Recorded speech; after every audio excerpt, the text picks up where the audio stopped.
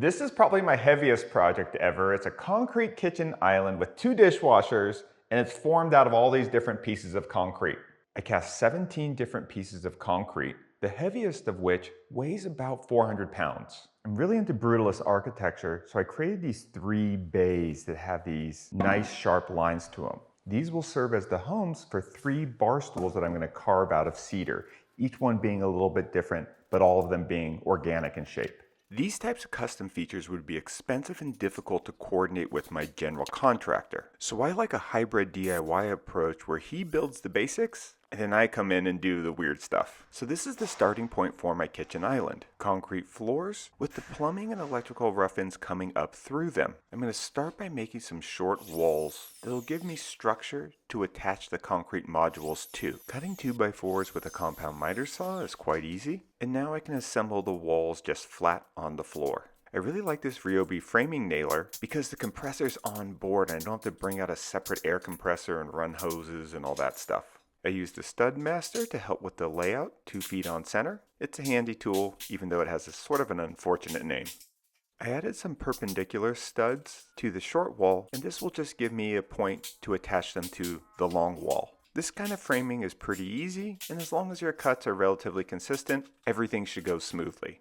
Jesse and I dragged the walls into place, and then just nailed them together so that everything would stand out. Now I need to secure this structure to the slab foundation below. I drilled some holes through the wood first, positioned the structure. Now I can drill holes through the concrete and use these expanding fasteners to secure the wood to the foundation.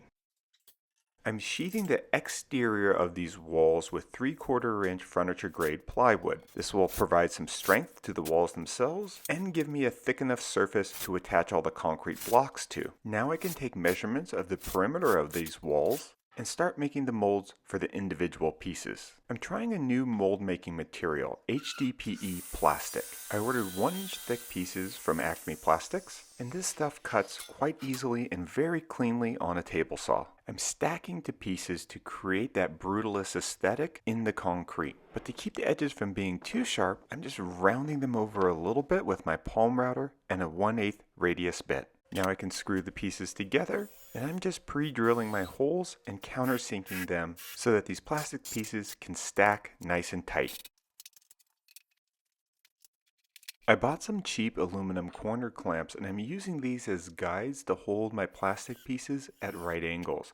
I just drilled holes right through the aluminum, and now I can screw them to the plastic panels. The HDPE is significantly more expensive than melamine, which is what I typically use for concrete molds. It offers 2 advantages though. I don't have to seal the particle board end grain of the melamine when I use the HDPE. It's just solid all the way through. And melamine tends to swell up if moisture gets into that particle board part. So I can reuse these same HDPE molds for all the pieces and then unscrew the pieces and use them for future projects. I'm going to use an 1.5 inch thick plywood core in each of these concrete blocks.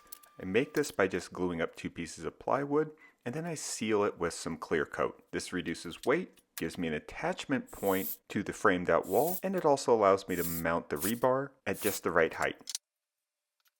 For reinforcement, I just bent some rebar, cut it with the angle grinder, and you could just wire these together, that's typically the easiest, but I had the welder out, so I just welded the pieces together. I used some scrap pieces of angle steel with holes drilled in them so that I could mount these to those plywood cores. I want these cores to sit level to the back surface of the concrete, so I just screwed on some scrap pieces so that they'll float along the top of the mold, and I screwed some extra 2x4s to the sides of the molds just so I have easy attachment points. I am using melamine for the base of the mold, and I can just screw through the holes that exist in these aluminum brackets to secure the HDPE down to this base. I use silicone to seal up the outsides, and now I'm finally ready to mix and pour concrete. I'm just using Quikrete 5000. I add water and mix it to the consistency of lumpy oatmeal so that I can shovel into the mold using a hoe and a stick just to kind of push it down and try to vibrate out as much of the air bubbles as possible. Each of these bricks uses just under 4 50-pound bags of concrete, and now that the molds are done, it only takes me about 45 minutes to an hour to break down the molds, mix the concrete, and pour another one. Typically I'm ready to take apart the molds 2 days within pouring the concrete, but for these, since they have so many little ridges and details, I let them go 4 days. The concrete worked its way into some of the cracks because I didn't use silicone to seal the insides of the molds. I could have done this, but this would give me a little bit more rounded kind of edges, and I wanted everything to be mostly crisp. It also then creates a little bit of discoloration where the fine particles of concrete leach into those tight crevices between the pieces of plastic, but to me, that just gives it more of an authentic, rustic, brutalist finish. The concrete doesn't stick to the plastic, but it is airtight, so you just have to kind of pry it a little bit, and then it comes off quite easy. The side panels are a lot shallower, and I want a shelf built into them. So I kind of changed up the geometry a little bit here, but basically the process was the same. I like this modular concrete process because sometimes it's hard to find a whole weekend to knock out a big project. Every 4th day, I would just spend about an hour and 15 minutes making another block. From a design standpoint, the only real constraints to this approach is just making sure you're not designing molds where the plastic is going to be locked in on too many sides by the concrete. Again, it's not about the concrete sticking or needing mold release, it's just about being able to pry it out and creating that initial air separation. Corner pieces like this come out quite easy. I tried to size the blocks so they could stand up by themselves mostly and be relatively easy to move. So I started this project before the 2023 code update, so I was still allowed to do outlets in my counter, thankfully. That was one of the dumbest sort of code updates that I've seen. I got a box from my electrician and just hot glued it to the bottom of the mold. Alright, finally ready to start the install. I checked to make sure the dishwashers fit, and then I took my palm router and just trimmed those plywood panels so they are flush with the 2x4 framed walls. I clamped on a 2x4 to the edge, and this is just going to give me an alignment guide for this first panel. I had plenty of shims around so that I could get the panels level, and once I got them in place, I just screwed through the back of that wall that I built out into those plywood cores. The weight of the concrete is supported by the concrete floors, and these fasteners are just to keep them from tipping over. The shims help me position the blocks into a level position and stabilize the gaps between the plywood and the concrete blocks. The 2x4 framing was getting in the way of me driving a screw to reach the plywood core on the end panel, so I just had to drill some holes and cut it away real quick. Everything was going pretty smoothly, my gaps were staying pretty consistent, and no fingers were smashed. I wanted to do both of the end walls first before filling in the pieces along the long wall. Just wanted to make sure my math was mathing. I checked the fit of the concrete piece that had the outlet in it, and I did have to cut through that plywood panel behind it. There was a back and forth in this project between me and my general contractor. I would do this rough work, and then I would have his electricians and plumbers come back in to wire up the outlets and connect the sink and faucets. I like to use synthetic shims when they're low to the ground in a place that might get some water spillage, and we just trim those off with the multi-tool. Now that the end walls are set, I can start focusing on this long stretch. I'm checking to make sure things are mostly level, but really the goal here is to try to keep the gaps minimal and consistent. These corners to me are the most vulnerable part, so I did actually use an anchoring adhesive to glue those two pieces together. Now if I have to disassemble and move this island, those pieces will be kind of a challenge, but everything else is just held together with mechanical fasteners. For the entire island, including countertops, I used 74 bags of Quikrete 5000. Those are the 50-pound bags, and they're about $5.50 each. I used about 22 2x4s and 6.5 full sheets of 3/4 inch plywood. All of these materials cost me less than $1,000, although I'm not making any economic efficiency claims because that would factor in way too many hours of my labor. Although at 3.5 feet by 10 feet long, quartz countertops for this island would have cost me over $5,000. There's 6 of these stepped blocks, and between the high points of them, I'm just using a nice long brick of concrete. Now I didn't want to cast that full depth because that's just a lot of extra weight, so I cast them a little bit shallow and then built out another little wall that goes behind them. This way I can screw this little wall to the backside of the concrete and then lift up this whole contraption and then screw through the back of the plywood and into the 2x4s. The Craig clamps were really useful here for pulling the concrete tight to itself. In general, I think interior designers put too many bar stools along a counter. I just want 3 sculptural stools that I'm carving out of cedar, and there's a brutalist bay or alcove for each one. I had all the side pieces ready for this one day of install except for one, this last sort of long brick that goes in between these 2 step blocks. That's just because I wanted to do field measurements and see how everything was lining up, just to try to minimize the amount of gaps that I had. So I placed everything, took measurements top and bottom, and now I can make that last brick. But first I need to trim all these shims. I cast the final side piece of concrete and was pleased to see that my biggest gap was just a little bit more than 1/4 of an inch. And that'll take a bit of a gap over having to grind concrete any day. Now that the exterior wall panels are on, I can start thinking about the inside of the island, which involves 2 dishwashers, and creating adequate support for the concrete countertop pieces, which are going to be the heaviest ones. Once again, this is just basic 2x4 construction. It's all going to be hidden by the back paneling on the island, and I just overbuilt everything since it is going to take a lot of weight. I took a piece of 1.5-inch square tube and I just welded some tabs on it. This is going to give me a long structural member that spans the whole backside of the island. I probably could have used 2x lumber here or done a glue lam beam, but I had the steel handy. I ended up covering the steel and the front ends of these 2x4 walls with more 3/4-inch plywood, and then finally with some fiber cement board that I had left over from the house siding. And I just painted that all gray to match the concrete. And in the spirit of overbuilding things so that you don't have to do math, I added some additional 2x supports to shorten the spans over the dishwashers. The countertops are going to be cast in 3 pieces. I'm going to start with the middle one, and that way I can get field measurements for both of the side panels. This middle piece is going to weigh almost 400 pounds, and that's because I went pretty thick. I could have gone thinner, which would have resulted in a slightly lower countertop, but aesthetically, I like this really thick look. For the molds themselves, I'm just using melamine and Craig pocket hole jigs. This works really well, it's pretty DIY friendly, and the materials are fairly low cost. The plywood core is a little more complicated for this piece, and I tried to keep it about 1 inch to 1.5 inches away from the melamine edges. I sealed the entire interior with silicone and mixed up about 7.5 bags of Quikrete 5000.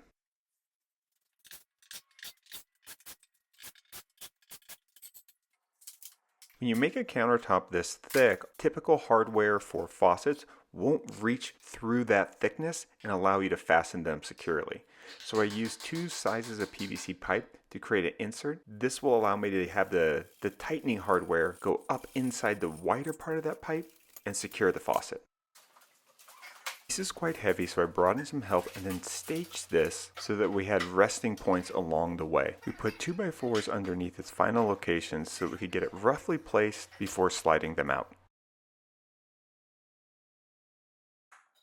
I used my Viking arm and some 2x4s to nudge the slab over so that it aligned with the concrete panels on the front face. I bought this giant stainless steel sink from Home Depot, and I tried to install it, but it bumped into all the plumbing roughouts. The black pipes are for the drain, so I just cut those down so that the sink would fit, and took some measurements so I could make a supportive structure underneath and an alignment structure from the top down.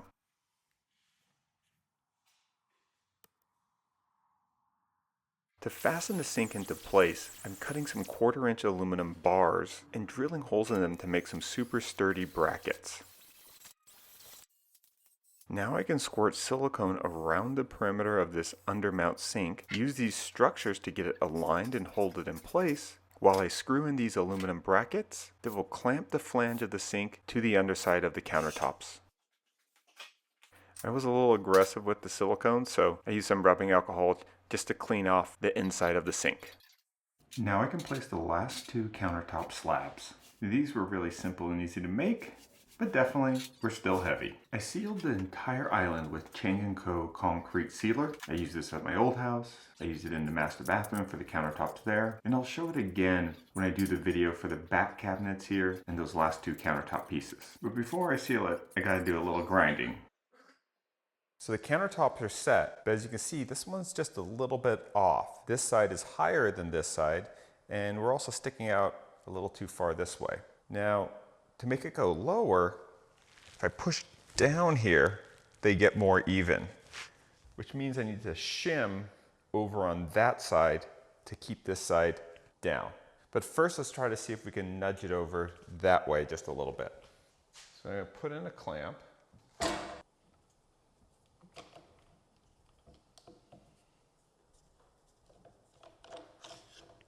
Okay, so now it's even in one direction. Make sure we can still push it down. Yep. So now we got to shim over here.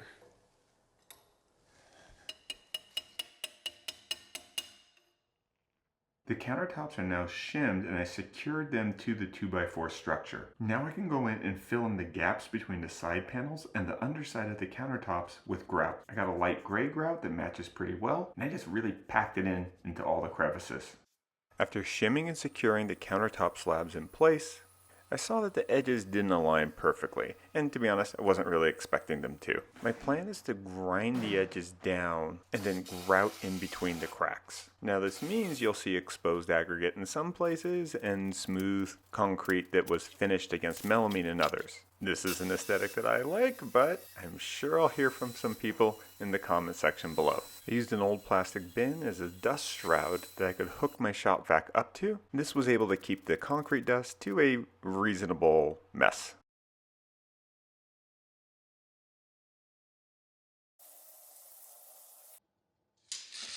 So this countertop ends up about 4 inches higher than a typical 36-inch countertop. That's fine for me. That's one of the reasons why we made the bar stools, or we're going to make them at different heights. So it's a little tougher for Jesse behind there, being 4 inches higher than typical, but I find it perfect, and our buddy Norbert, who's quite tall, when he comes over, he loves it. We probably could have gotten it a little bit lower, but we've had to do more reinforcement in the concrete, and I kind of like this kind of thick edge. I just feel it works more aesthetically with what we got going on in front. I love having 2 dishwashers. We've had a few dinner parties already as kind of soft openings to the housewarming, and it's really handy when you're entertaining.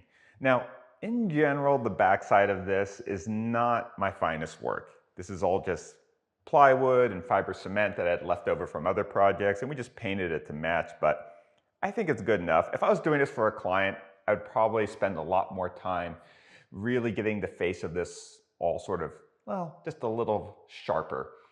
We could have used plywood here, but this side's going to take so much abuse. I think the other option that would have made a lot of sense would be cutting aluminum and getting it anodized to match the appliances. But not too hard to replace this because I got plywood and steel framing underneath, so I can always just screw off these pieces of fiber cement and go with something else. This is a huge sink and I'm pretty happy with it. I like that it has this ledge where you can put this little rack in here that's stainless steel and silicone. And this is where I think the thickness of the countertop really helps me. You kind of want to have a sponge and some dish soap handy, but I don't like having them this visible where people will see them as when they walk into the house. So I like that they're kind of lowered down here. And we could use this also for dishes, but I'm working on these Lego form concrete dish racks, which aesthetically kind of match the whole, Scarpa-esque vibe of the island. And this is where if I'm just rinsing off a coffee cup or a water glass, I just set it right here and these Lego drains go right into the sink. So I am really trying to think of how do I use different depths around and in the sink to kind of keep the clutter off of it and keeping everything intentional. Also, I probably should have gotten an outlet that matches a little better. The white just pops against the concrete, but this isn't the most visible side, so I think I'll live with it. What I'm most proud of about this piece is the cost of the materials relative to how much of a design statement it makes. It's pretty good in terms of that ratio. This is the type of thing I love doing for myself, but would be very nervous doing it for a client. Concrete's gonna stain. I like the idea of this being monumental and aging over time, like the Colosseum or some archaeological ruin.